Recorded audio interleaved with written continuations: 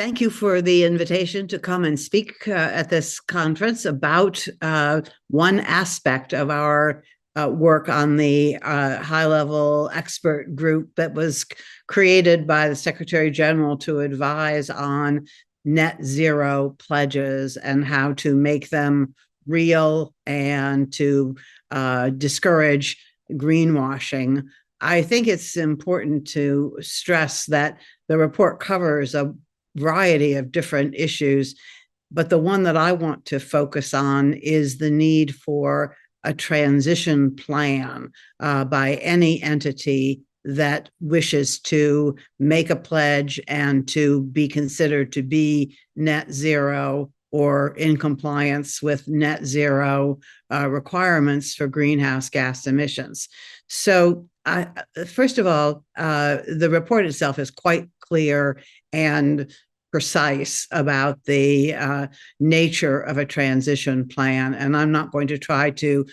read it because it would take longer than the time that we have. But I think it's important to put this in some context by saying that we address three different kinds of non-state actors that have made, or we hope in the future will be making, pledges to become net zero. And those would be a typical corporation that is producing some product, a financial institution whose major economic activity is in providing the funding for the economy to produce things, which of course then create greenhouse gas emissions, and also public agencies such as states and local governments. So all three of these types of entities are involved in making pledges and should be developing their own transition plans. So between now and 2050 or 2045, as some of the net zero pledges have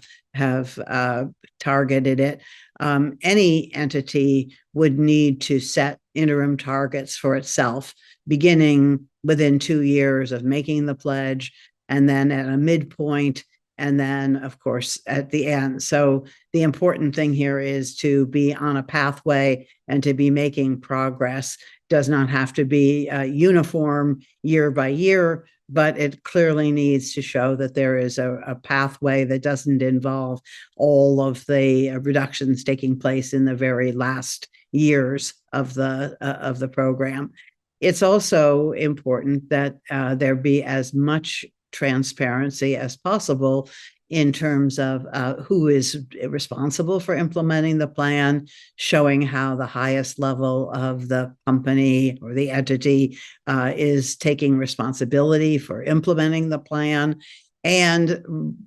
creating a situation where the plan is updated on a very regular basis. So our recommendation as a group was that there be an annual update to the plan, and the most important thing that it would include would be an evaluation of progress, both to show where they were on track and also where they were not on track. And we know that sometimes this can be very difficult for entities to face up to having to disclose these kinds of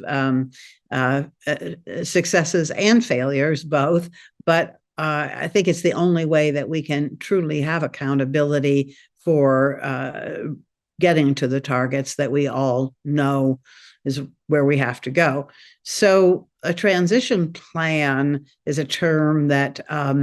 will mean something different for different entities. And certainly in the case of the public sector agencies, it will need to be developed in close coordination with the communities that are represented, as well as with other levels of government, either smaller or larger in scale, than the one that's doing the plan, to make sure that there's consistency and coherence to the plan. In the case of financial institutions, it's important that they look across all of their financial activities, all of the things that they're funding or facilitating, and to show how not just one small segment or one segment of their operation is aimed at carbon reduction, greenhouse gas reductions, but how their entire operation is consistent with a net zero pledge. So again, this is intended to make sure that there's a coherence to the effort, and that we're not seeing financial institutions setting up a sub fund or special area where they do their green financing, and then everything else is exempt from those kinds of standards. That's not going to get us to net zero or get us to the goals that we have of staying within the 1.5 centigrade warming target with the least possible overshoot.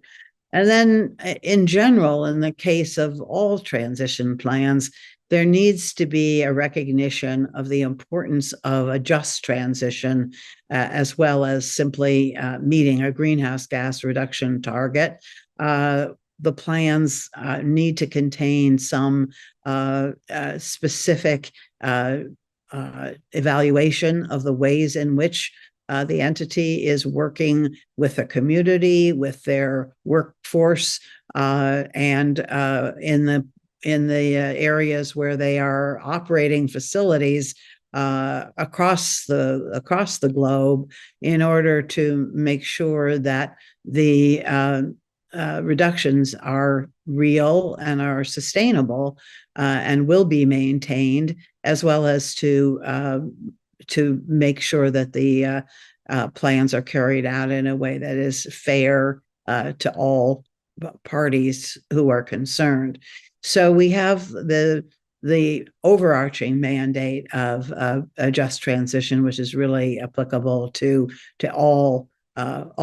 pledgers of net zero commitments.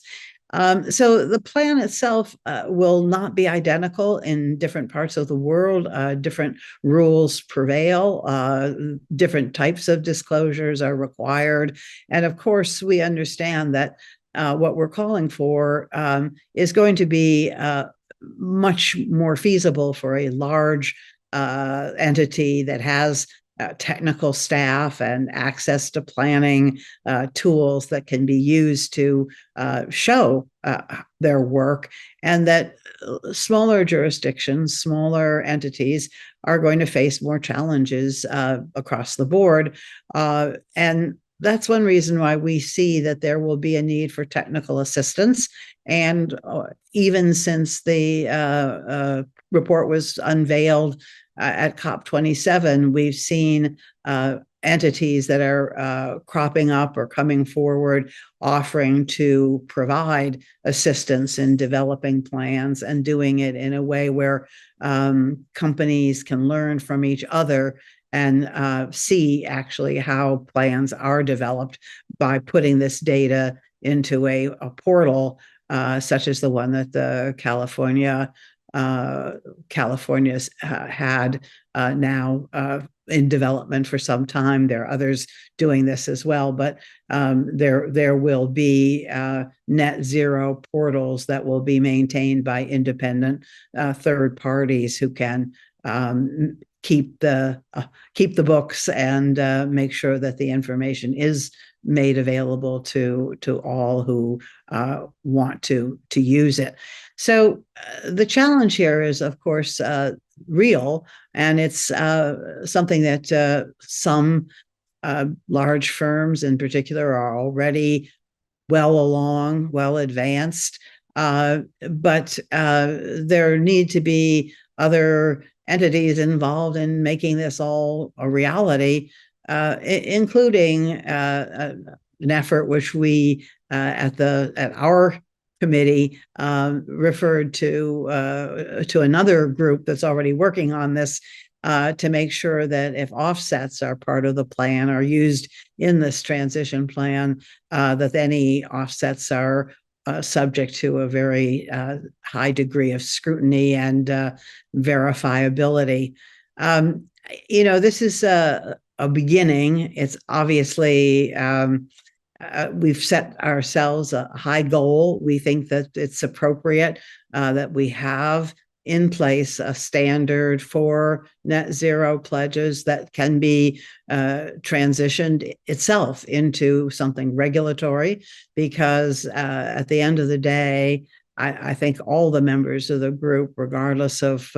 their backgrounds or geography, felt that a purely voluntary system is not likely to be successful. There are too many holes and too many incentives to undercut a strong plan. But it's a step in the right direction to have a framework such as we're proposing. And I hope that as this meeting goes forward, that you'll look in more detail at what the recommendations for the transition plans and how they fit within other recommendations that we've made as well. And I thank you for your attention and wish you the best with this important conference.